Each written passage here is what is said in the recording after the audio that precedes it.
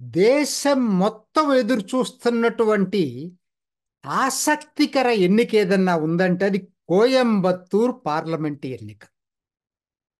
ఎందుకంటే అన్నామలై, సింగం అన్నామలై పోటీ చేస్తున్నటువంటి నియోజకవర్గం ఎలా ఉండబోతుంది, ఏ పార్టీలు పోటీ చేస్తున్నాయి అక్కడ, ఏ అభ్యర్థులు పోటీ చేస్తున్నారో ఒక్కసారి దీని గురించి సంక్షిప్తంగా తెలుసుకోవటానికి ప్రయత్నించేద్దాం. బీజేపీ తరఫున మొన్నటిదాకా ఉన్న సందిగ్ధం తొలగిపోయింది. అన్నామలై పోటీ చేస్తాడా లేదా అనేటువంటిది పోయింది. ఇప్పుడు అన్నామలైనే అభ్యర్థి నంబర్ 1. పోటీ ఎవరయ్యా అంటే అన్నా డిఎంకే తరఫున సింగై జి రామచంద్రన్. ఆయన్ని సింగం అంటారు, ఈయన్ని సింగై జి రామచంద్రన్. ఈయన పోటీ చేస్తున్నాడు అన్నా డిఎంకే తరఫున. డిఎంకే తరఫున గణపతి రాజ్కుమార్. ఈయన ఎక్స్ మేయర్. అంటే ఇవి డిఎంకేలో ఎన్నిక కాబడలేదు, కానీ జయలలిత టైంలో అన్నా డిఎంకే ద్వారా వచ్చిన వ్యక్తి, తర్వాత డిఎంకేలో చేరాడు. ఎన్టీకే తరఫున సీమాన్ పార్టీని మనం తక్కువ అంచనా వేయలేం, కళామణి. ఈ 4 పోటీ చేస్తున్నారు ఇక్కడ. సరే, ఇక్కడ అసెంబ్లీలు చూసుకునేటట్టయితే 6 అసెంబ్లీలు ఉన్నాయి కోయంబత్తూర్ కింద. 6 సూలూర్,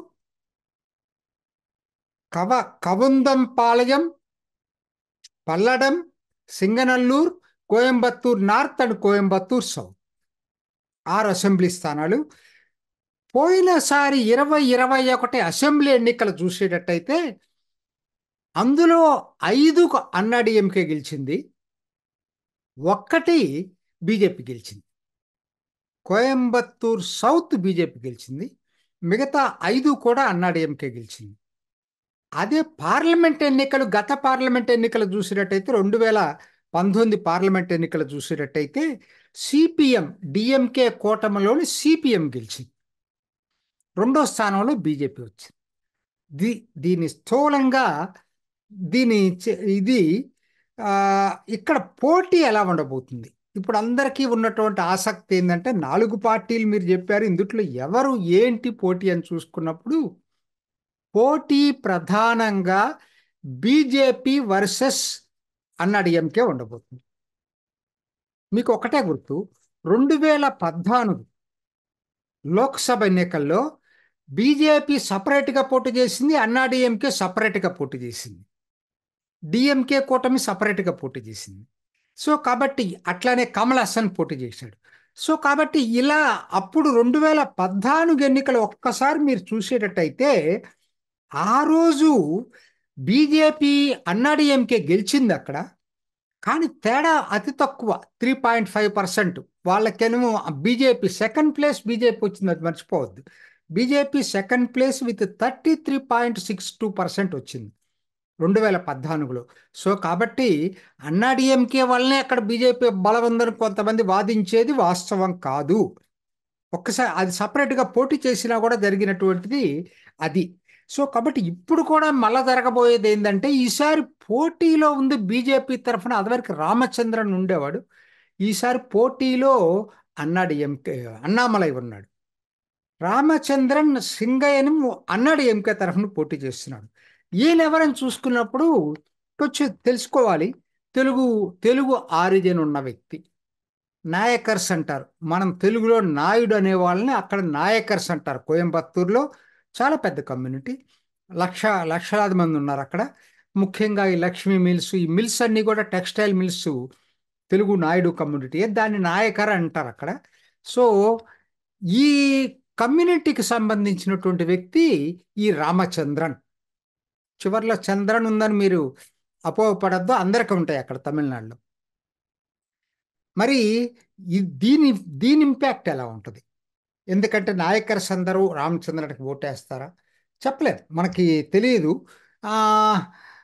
కాకపోతే నాయకర్స్లో కూడా మళ్ళా మదురై పక్కన విరుద్ నగర్కి రాధికాకి ఇచ్చారు.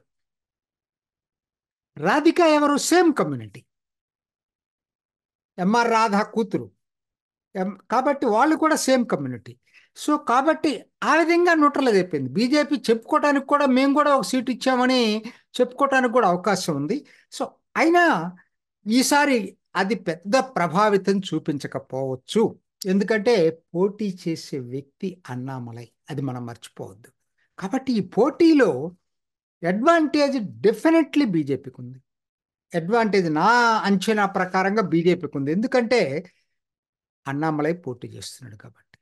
రెండోది, ఈసారి మోడీ మూడోసారి ప్రధాని అవుతాడనేది తమిళనాడులో ఒకనాటి 2019లో కన్నా కూడా ఇవాళ ఆ వాతావరణం బాగా ఎక్కువగా ఉంది కాబట్టి. సో కాబట్టి ఏ పద్ధతిలో చూసుకున్నా కూడా అడ్వాంటేజ్ బీజేపీ. చాలా కారణాలు ఉన్నాయి. ఎందుకనంటే బేసికల్లీ ఒకటి అన్నిటికన్నా ముఖ్యమైనది ఏంటంటే Coimbatore is an urban constituency.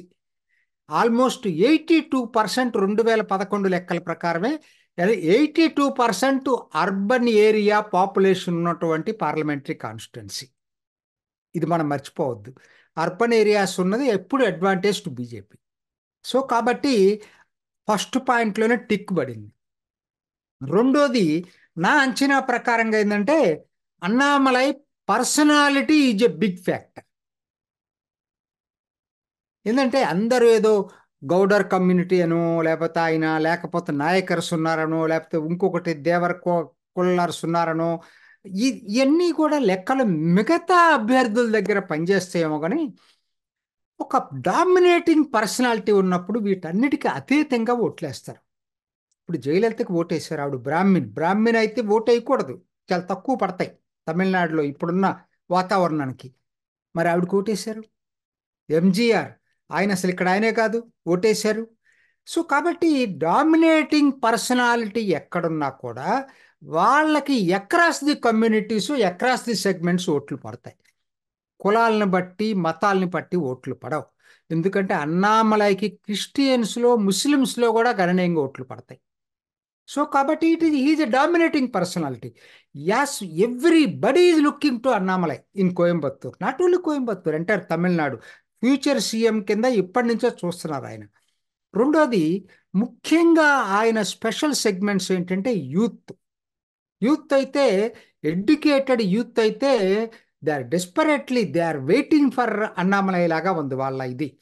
మహిళలు కూడా ఎందుకో తెలియదు, ప్రతి వాళ్ళలో కూడా ఒక ఒక మూమెంట్ లాగా వచ్చింది అన్నామలై వైపు.